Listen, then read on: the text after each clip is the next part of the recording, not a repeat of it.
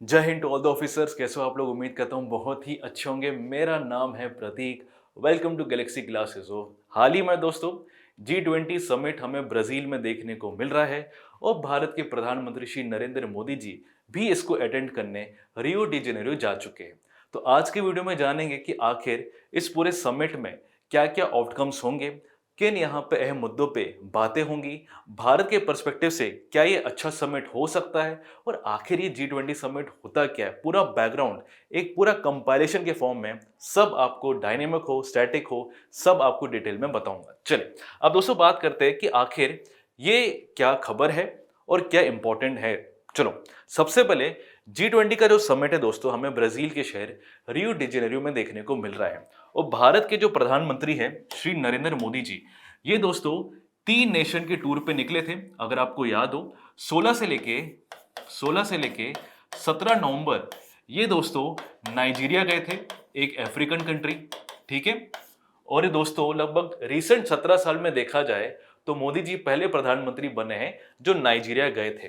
ठीक है, और इसी कंट्री में दोस्तों मोदी जी को एक हाईएस्ट ऑनर से सम्मानित भी किया गया था, हमें याद होना चाहिए।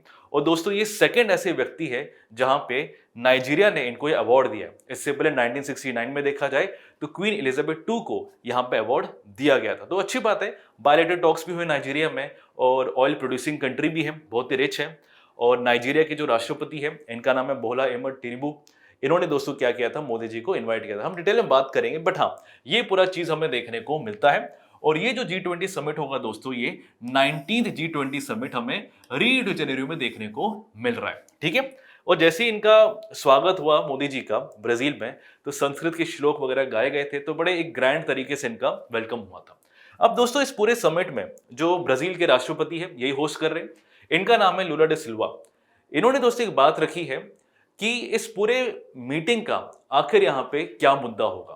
इन्होंने बोला है कि जो ग्लोबल साउथ है, जैसे भारत क्या है दोस्तों मेंबर है ग्लोबल साउथ में, देखा जाए तो लीडरशिप में भारत जाना भी जाता है, बट इसकी कई प्रॉब्लम्स भी है। ग्लोबल साउथ की बात करें तो ये बहुत पहले से ही दोस्तों यहाँ पे पॉवर्टी हो गया, हंगर हो गया और क्लाइमेट चेंज हो गया, इसके रिगार्डिंग क्या है दोस्तों ग्लोबल साउथ हमेशा से सफर करते आया है। और इसी चीज को यहाँ पे मद्देनजर रखते हुए यहाँ पे जो राष्ट्रपति है ब्राजील के लूला डे सिल्वा, इन्होंने बोला है कि हम इसी मुद्दे के रिगार्डिंग क्या करेंगे, G20 समिट में बात करेंगे। और इन्होंने बोला है कि जितनी भी हमें जो कंट्रीज देखने को मिलती है एक ग्लोबल अलायंस के तौर पे हम क्या करेंगे, हंगर पॉवर्टी और क्लाइमेट चेंज को यहाँ पे क्या करेंगे, हम इसको बिल्कुल काम करेंगे, अच्छे से यहाँ पे मिटाने का काम करेंगे। अब देखो विश्व भर में देखा जाए तो लगभग 73.3 करोड़ लोग अगर आप देखो पॉवर्टी से ग्रसित है। सबसे बुरी बात यह है कि भारत जो विश्व गुरु हमेशा से बोलते आ रहा है, बट फिर भी अगर मैं ग्लोबल हंगर इंडेक्स की बात करूं दोस्तों तो भारत का रैंक इस बार कितना था, 105 था। बहुत ही पुअर रैंकिंग है। मल्टी डायमेंशनल पॉवर्टी इंडेक्स में भी देखा जाए तो एक्यूट पॉवर्टी में अगर मैं एक्यूट पॉवर्टी की बात करूं तो भारत का रैंक दोस्तों नंबर 1 में देखने को मिला है। तो ये बहुत बुरी बात है। तो इसी के रिगार्डिंग हमें क्या करना है, काम करना है। चलो बहुत अच्छा। अब बात करते हैं कि इस G20 समिट में हमें कौन कौन से इंपॉर्टेंट फिगर्स भी देखने को मिलेंगे। तो देखो चाइना के जो राष्ट्रपति है शी जिनपिंग जी, ये दोस्तों ऑलरेडी पहुंच चुके हैं ब्राजील में इस मीटिंग को अटेंड करने। और जो अभी यूएस के राष्ट्रपति है, अभी तो वैसे तो डोनाल्ड ट्रंप जीत चुके हैं, बट अब देखो अभी तो फिलहाल जो बाइडेन ही है जो इसको अटेंड करेंगे, ये भी आएंगे और कई सारे मुद्दों पे बात होगी। यहाँ पे जो बाइडेन जी है ये क्लाइमेट के रिगार्डिंग इन्होंने क्या क्या काम किया है इसके रिगार्डिंग में क्या करेंगे ये बात रखेंगे। चलो अच्छी बात है। बाकी तो क्लाइमेट के रिगार्डिंग सब बड़ी बड़ी बातें करते हैं, बट एक्चुअल क्या है ये हम सबको पता, ग्राउंड रियलिटी। ठीक है, अब क्या इस पूरे मीटिंग में व्लादिमीर पुतिन जो रशिया के प्रेसिडेंट है क्या वो आएंगे, और साथ ही साथ जो लूला डे सिल्वा है जो राष्ट्रपति है ब्राजील के, क्या ये दोस्तों रशिया यूक्रेन या फिर जो मिडिल ईस्ट में जो अभी वॉर का सिचुएशन चल रहा है, इसराइल का गजा का पूरा चल रहा है, क्या इसका मुद्दा उठाएंगे इसमें? तो दोस्तों इसका यहाँ पे जवाब है नहीं। इन्होंने साफ साफ बोला है कि जो रशिया यूक्रेन का जो मामला है इसका कोई मुद्दा यहाँ पे ब्राजील के समिट में नहीं उठेगा, और साथ ही साथ जो मिडिल ईस्ट की प्रॉब्लम है इसकी भी कोई बात यहाँ पे समिट में नहीं देखने को मिलेगी। तो ये अप्रोच हमें थोड़ा सा भारत का ही देखने को मिलता है।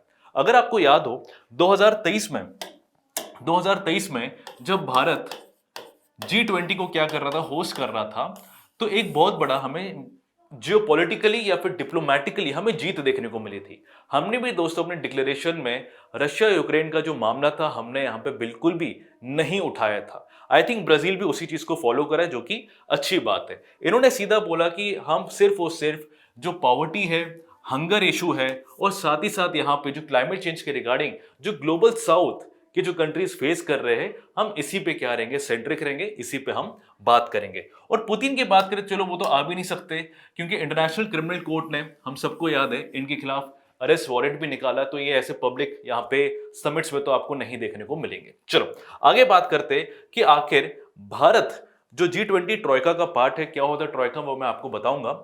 जितने भी जो 3 कंट्रीज है जो यहाँ पे G20 समिट को सीरीज में होस्ट करते, जिनको तिगड़ा बोला जाता है, वो ट्रोइका के पार्ट होते हैं। ठीक है, 2023 की बात करें, अगर मैं बात करूं 2023 की बात करूं दोस्तों, तो यहाँ पे किसने होस्ट किया था, यहाँ पे भारत ने होस्ट किया था। ठीक है, 2024 की बात करें तो कौन कर रहा है, यहाँ पे ब्राजील कर रहा है, और 2025 की बात करूं तो ये साउथ अफ्रीका कर रहा है। तो जो 3 तिगड़ा बन रहा है ना आपका, इसको ट्रोइका बोला जाता है। ट्रोइका का सबसे बड़ा इंपॉर्टेंस ये है कि अगर कोई इनमें से एक कंट्री होस्ट कर रहा है तो बाकी की 2 कंट्रीज क्या करेंगे, उसे असिस्ट करेंगे और यहाँ पे पूरा सपोर्ट करेंगे। जैसे अभी कौन कर रहा है, अभी तो ब्राजील कर रहा है।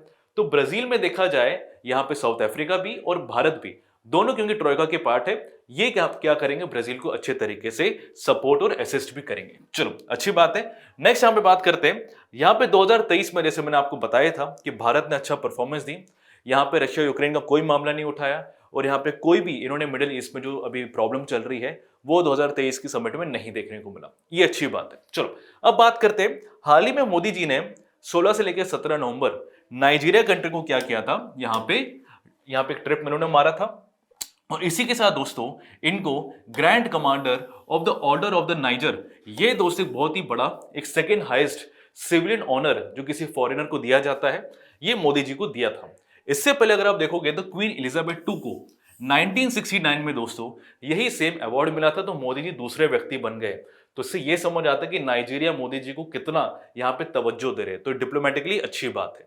और 17 साल में देखा जाए तो यहाँ पे पहली बार मोदी जी पहले प्रधानमंत्री बने हैं जो नाइजीरिया कंट्री को विजिट किए। ठीक है, अब इसी के साथ देखा जाए एक इंटरनेशनल अवार्ड मोदी जी को मिला है, और ये 17th international award Modi ji को इस बार मिला है, तो ये बहुत ही अच्छी बात है भारत के पर्सपेक्टिव से। चलो अब बात करते हैं, इसके बाद 20 से लेके 21 नवंबर की बात करें। ठीक है, 20 से लेके अगर मैं 21 नवंबर की दोस्तों बात करूं तो ये दोस्तों कैरिबियन कंट्री गायना जाएंगे। ठीक है, क्यों जा रहे हैं, क्योंकि यहाँ के जो राष्ट्रपति हैं जिनसे भारत का बड़ा ही अच्छा रिलेशन है, इनका नाम है मोहम्मद इरफान अली जी। इन्होंने मोदी जी को इनवाइट किया कि हमारे यहाँ कंट्री में आइए, G20 समिट जैसे ही होगा आप हमारे यहाँ आ जाइए। ठीक है, और यहाँ पे देखोगे 1969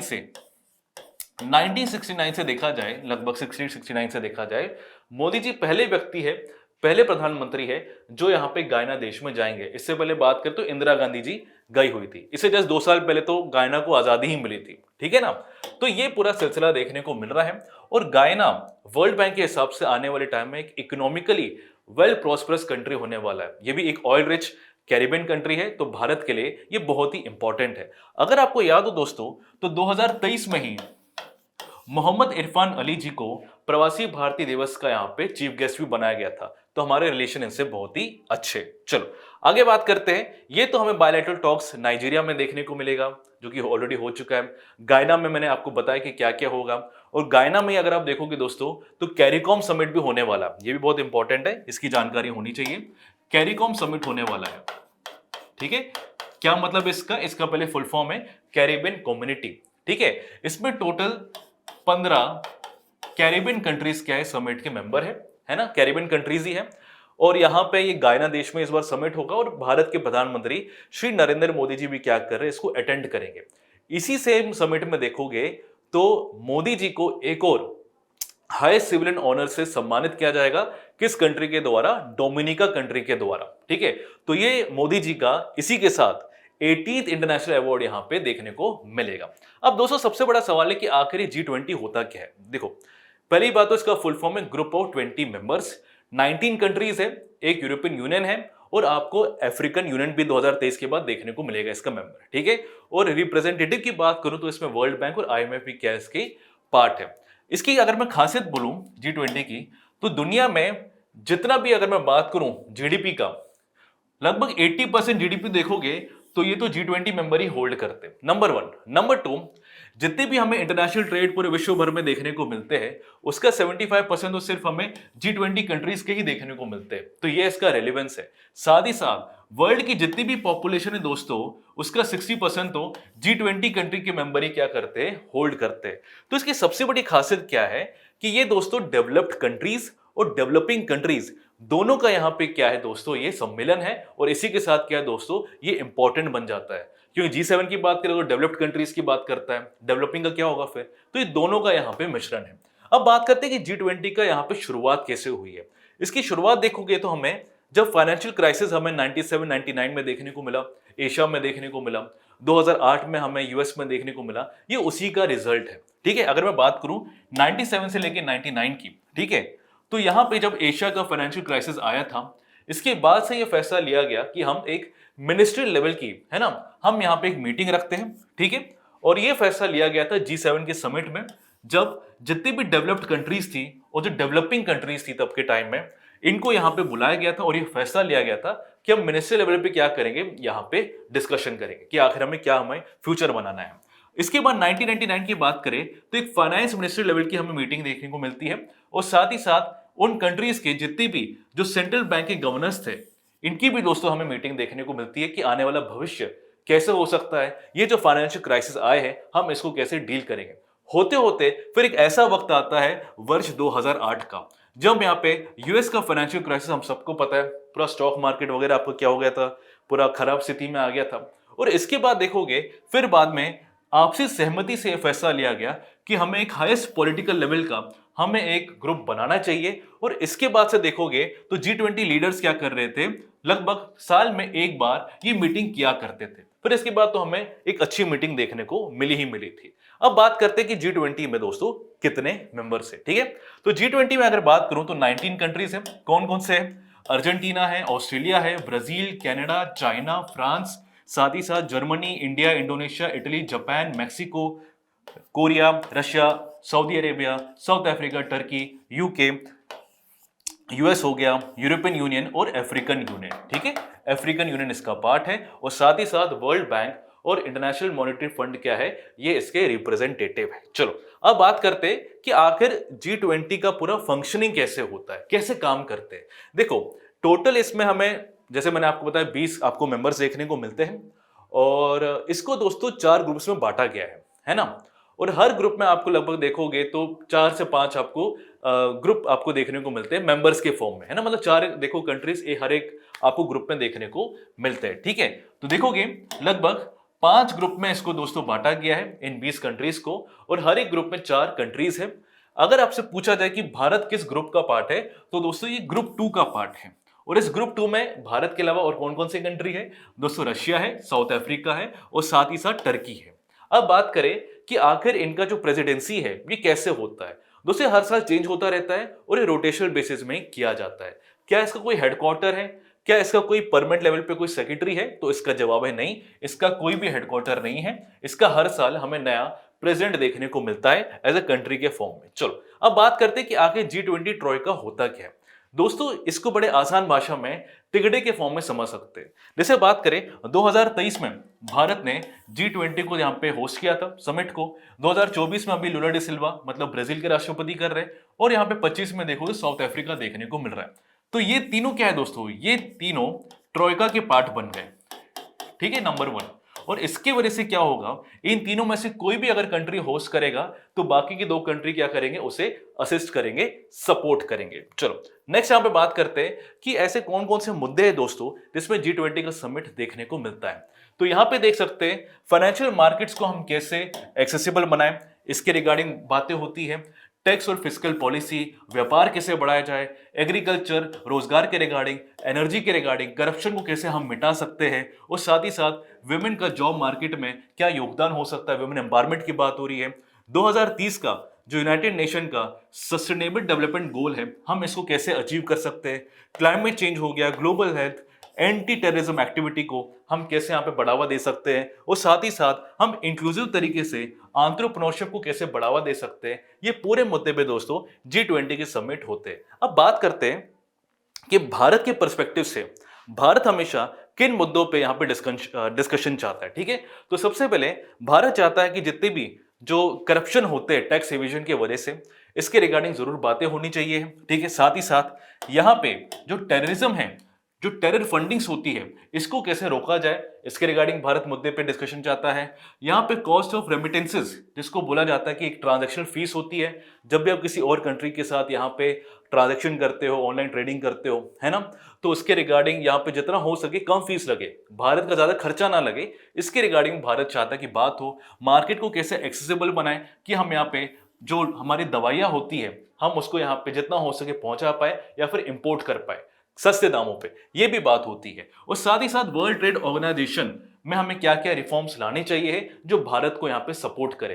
वर्ल्ड ट्रेड ऑर्गेनाइजेशन की बात करूं तो ये हमेशा से भारत को क्रिटिसाइज करते आया है कि अपने किसानों को ये बहुत ज्यादा सब्सिडी देते हैं, पर उन्हें क्या पता, वो तो डेवलप कंट्रीज को यहाँ पे सपोर्ट करते हैं, पर भारत से कंट्री में अगर हम सब्सिडी ना दें तो कितनी दिक्कत होगी। तो रिफॉर्म्स की बात यहाँ पे करता है। और full implementation of the Paris agreement, Paris agreement की बात करूं तो 2016 में पेरिस अग्रीमेंट साइन किया गया था कंट्रीज के बीच में कि क्लाइमेट चेंज के रिगार्डिंग हमें क्या करना है, अहम यहाँ पे काम करना है। तो ये कुछ मुद्दे जिसमें भारत क्या करता है, हर साल ये डिस्कशंस चाहता है। समिट्स की बात करूं, सारा मैंने आपको लिस्ट पूरा बना के दिया हुआ है। 2025 में साउथ अफ्रीका में होगा, 24 अफ्रीका ब्राजील में हो रहा है और 23 भारत में हुआ था। तो पूरा लिस्ट मैंने आपके सामने रखा हुआ है, आप इसको बड़े आराम से पढ़ सकते हैं। अब दोस्तों इस वीडियो में हमने G20 का चाहे करंट हो या फिर स्टैटिक हो, हमने डिटेल में डिस्कस किया है एक कंपाइलेशन के फॉर्म में। अब दोस्तों आपको मुझे बताना है कि इन कंट्रीज के बीच में ऐसा कौन सा कंट्री है जो G20 का मेंबर नहीं है। अगर वीडियो इन्फॉर्मेटिव लगे जरूर शेयर कीजिए, लाइक और सब्सक्राइब करना ना भूले। जय हिंद।